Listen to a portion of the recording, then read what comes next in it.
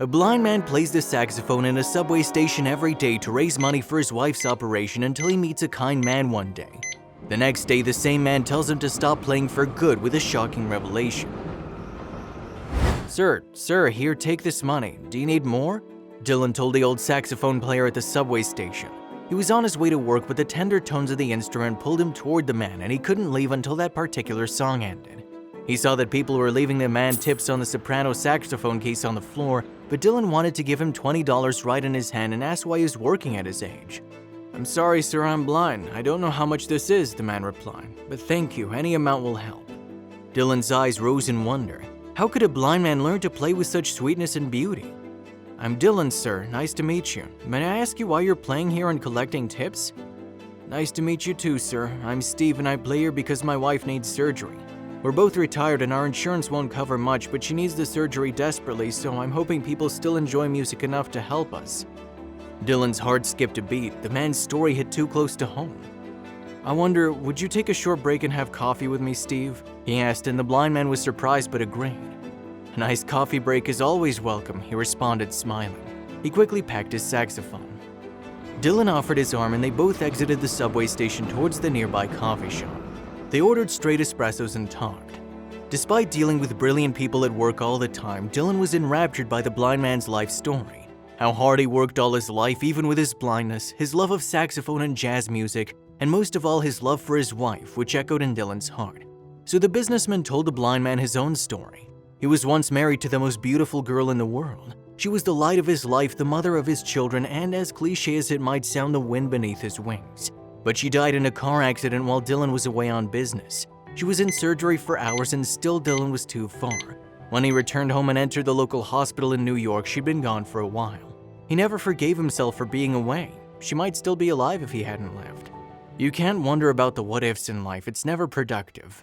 My wife and I, well, with my blindness, we thought that not having children would be better. But we also wondered, what if we had children? Maybe they'd be able to help us. But it's a what-if we'll never realize, so now I have to strive and work to keep my wife alive, Steve said, wise and calm. Dylan listened intently and later paid for the coffee. Steve said goodbye and walked alone to the station. "Good luck," Dylan told him. "You too," Steve smiled. Dylan went to work in awe of the old man's optimistic attitude and how he'd strived through life with his disability and was still doing his best.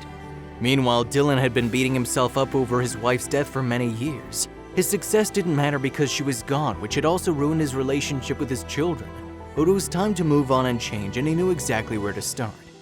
The same sweet tone greeted Dylan the next day as he went down the subway stairs, and he knew Steve would be there.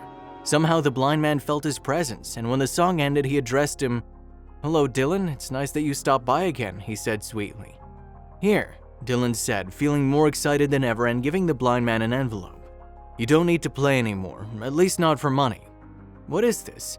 "It's enough money to cover your wife's surgery. She needs to get better. I don't want you to lose her because of something as stupid as bad insurance," Dylan explained, his voice a bit too eager.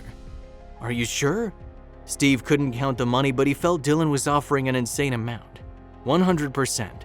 "You told me we couldn't dwell on the what-ifs in life, and I'll do that.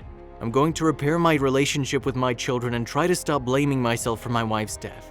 But this is how I begin, by helping to save your wife," Dylan explained further. His forehead was sweating because his words were true, but actually doing all that would be hard. "Thank you," Steve said, his sightless eyes watering as he held the envelope closer to his chest. "What about a song? Any requests?" Dylan smiled, breathed deeply, and asked for his late wife's favorite. "How about some Etta James?" "Sure thing," Steve nodded and played at last. Dylan was swept into the best memories of his wife, of them dancing in their youth and falling in love. He would never forget her, but it was time to focus on the future. A future that included Steve's wife, whose surgery was successful, and they enjoyed life together for many, many more years. If you liked the video, please give it a thumbs up, and consider sharing it with someone who may find it interesting. Thanks for watching, and I'll see you in the next video.